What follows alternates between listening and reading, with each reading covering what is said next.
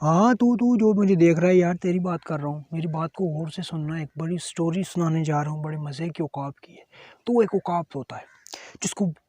پرندوں کی دنیا کا بادشاہ کہا جاتا ہے، اس تو عمر 70 سال، 70 سال تک وہ جیتا ہے۔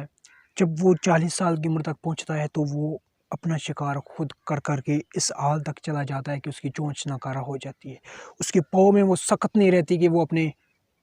شکار کو دبوچ سکے، اور اس کے پروں میں وہ پرواز نہیں رہتی،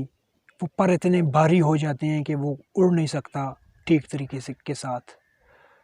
تو جب وہ 40 سال کی عمر تک ہوتا ہے تو اس کے بعد دو چوائسیز ہوتی ہے کہ یا تو وہ کسی کے بل بوتے پر زندگی کو گزارے یا وہ خود کچھ کر گزرے۔ تو وہ دوسری والی چوائس کو قبول کرتا ہے اور اپنی چونچ کو ایک چٹان کے اوپر رگڑتا ہے، اور اتنا رگڑتا ہے کہ اس کی وہ چونچ ٹوٹ جاتی ہے، لہو لہان ہو جاتا ہے۔ تو وہ کچھ دن تک انتظار کرتا ہے، جب کچھ ٹائم گزر جاتا ہے تو اس کی وہ چونچ دوبارہ آتی ہے، تو وہ دوبارہ اپنے پروں کو نوچتا ہے اس چونچ کے ساتھ، اس کے پر ہلکے ہو جاتے ہیں، وہ دوبارہ اڑان بھرنے کے قابل ہو جاتا ہے، تو وہ دوبارہ اپنی پرواز کرتا ہے، دوبارہ وہ اپنی زندگی کو اسی طرح جیتا ہے جس طرح وہ 40 سال کی عمر سے پہلے جی رہا تھا، اور وہ 30 سال مزید زندہ رہتا ہے، خود کے بل بوتے پر زندہ رہ کے، خود کچھ کر کے۔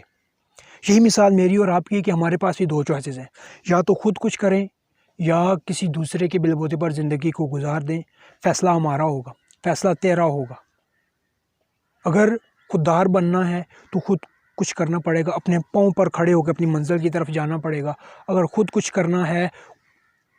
زندگی کو گزارنا ہے، خود کچھ کرنا ہوگا تو اپنے کندھے پہ رکھ کے بندوق کو چلانا ہوگا، اپنے سہارے پر، اپنے بل بوتے پر زندگی کو جینا ہوگا، اور ہر حال میں جینا سیکھنا ہوگا۔ تو اس عقاب کی طرح تھوڑی سی غیرت آ جائے ہم میں تو ہم بھی اپنی منزل کی طرف پہنچ سکتے ہیں۔